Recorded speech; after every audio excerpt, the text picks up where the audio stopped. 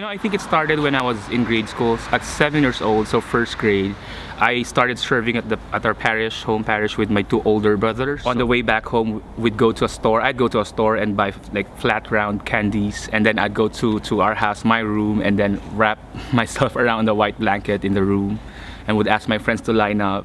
So we can play Ninja or G.I. Joe toys or whatever, but before we do that, we would, let's do mass.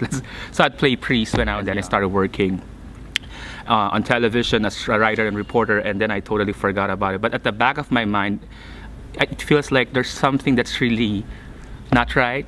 Because sometimes God implants what He wants for you early on in your childhood. So try and recall that. Go back there. And I said, yeah, what did I want to be when I was young? Oh, I wanted to be a priest. So yes, it's okay to be afraid of entering, but then you have to ask help. Ask for advice from pastors, parish priests, seminarians, and ask for prayers. And then, just follow the call.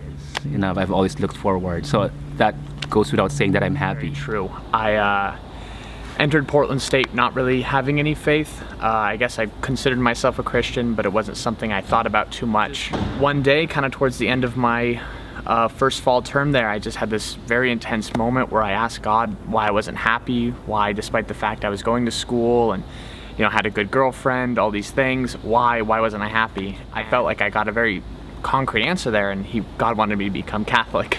I then got immediately involved with Newman Center after doing some reading and stuff like that.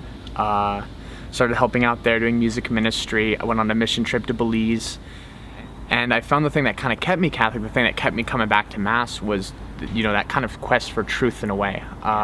This question of suffering kept coming back.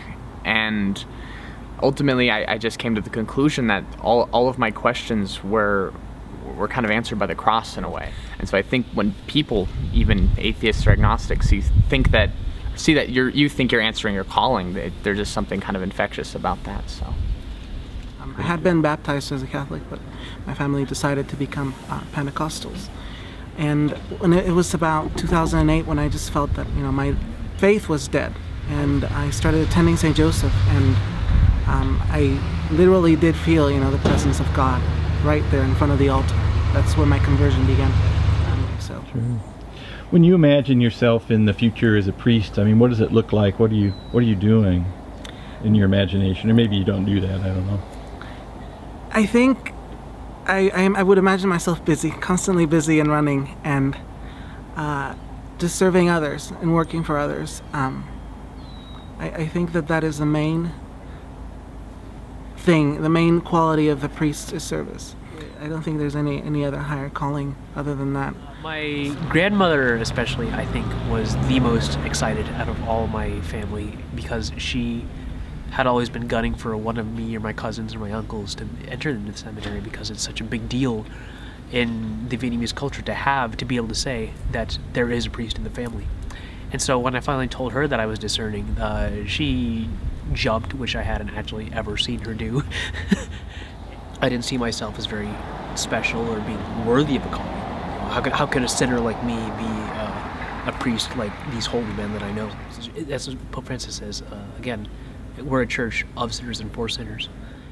It's still very possible for God to be calling me, you, anyone, to be a priest. And I think that attraction primarily grew from my desire to help other people.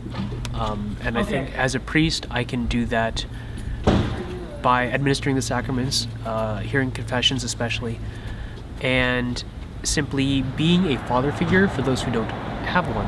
So we support them 100%. And that means tuition, that means books, retreats, anything else, any other expenses that they need. We support that through the Office of Vocations.